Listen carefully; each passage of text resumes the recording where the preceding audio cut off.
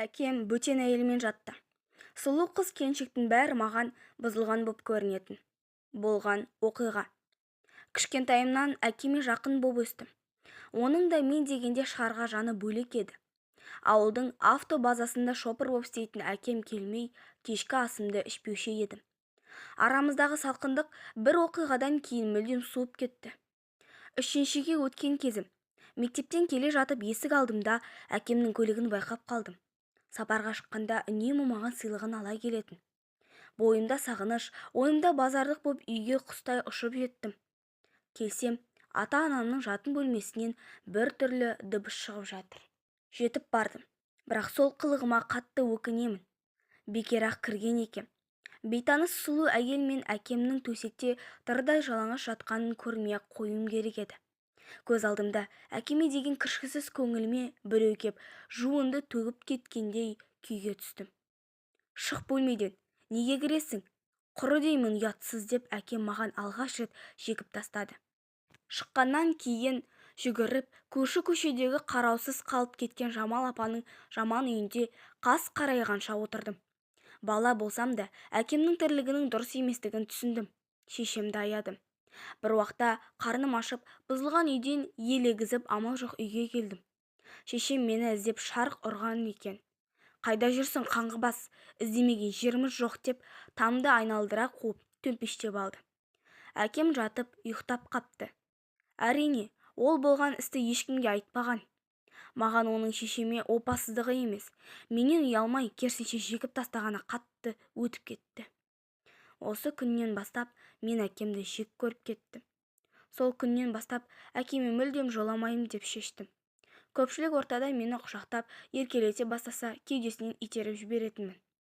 Осы қызым біртүрлі өзі, дегенді әкем тауып берді. Мені ақымақ көрсетіп, өзін ақтап алған түрі ғой. Бір күні ешкім жоқта әкем: анада болған оқиғаны шешеңе айтсаң, көзіңе көк шыбын үймелетем, деп жұлқылап тастады. Оның мына қылығына одан бетер ашуым келіп, бар көрген білгенімді шешеме жеткізіп бердім. Ішімнен ажырасып кетсе дұрыс болар еді. Әкемді мүлдем көрмеймін деп қуанғам. Бірақ оның бекер болып шықты. Шешем түк болмағандай кешкі тамағын істеп, күйеуінің бабын жасап жүре берді. Қателескен ғой, әкеңді бір жолға кешірейік деп, бұл мәселені жылы жауып қоя салды. Қорланып кеттім. Бұл жолы өмірін жалғандықпен құрған әке-шешемнен бірдей жиіркендім. Бертін келетін сұлу әйелдерді көрсем, зәбір көрсеткім келіп тұратын. Ауру пайда болды.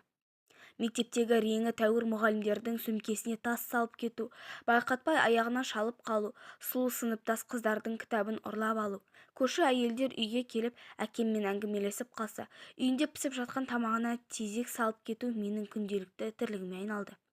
Менің ойымша, олардың бәрі сұлу болған үшін әйелі бар еркектермен көңілдес болатындай көрінетін. Ал сыныптас сұлу қыздар ертең өскенде жезөкшеге айналады деген түсінік қалыптасқан тұғын. Бірде сыныптағы ең сұлу қыздың бұрымын қайшымен кесіп тастадым. Алдымдағы партада отыратын.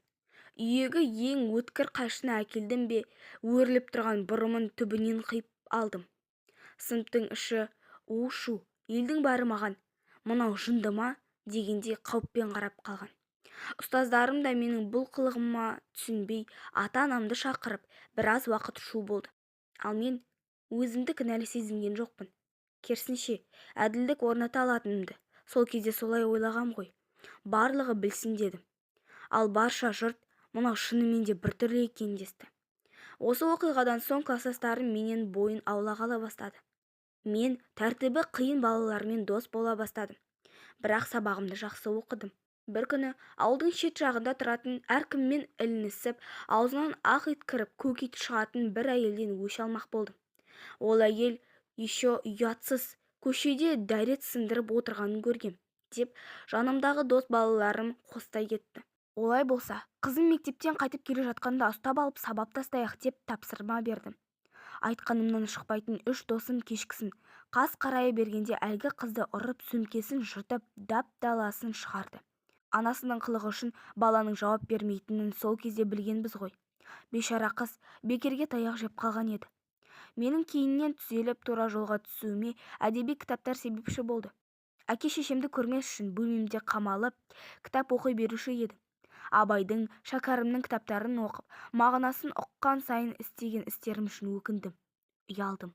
Сол кітаптар арқылы мен психология деген ғылымға қызығып, күйзеліске түскен адамдарды емдеуге болатынын ұқтым.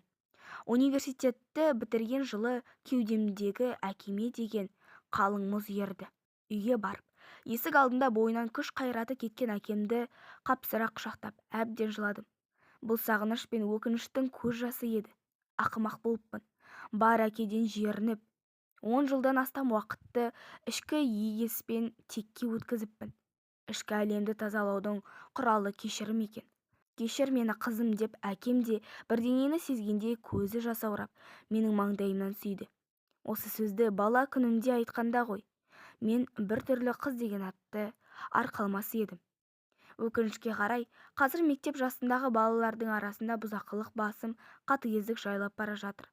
Өзім білім беретін мектептегі тәртібі нашар балалармен сөйлессем, бірі әке-шешесіне өкпелі, енді біріне ата-ана қолдауы, мейірімі жетіспеген. Осының алдын алсақ екен. Балаларыңыз біртүрлі боп кетпес үшін қазірден сырласыңыз және де сөйлесіңіз.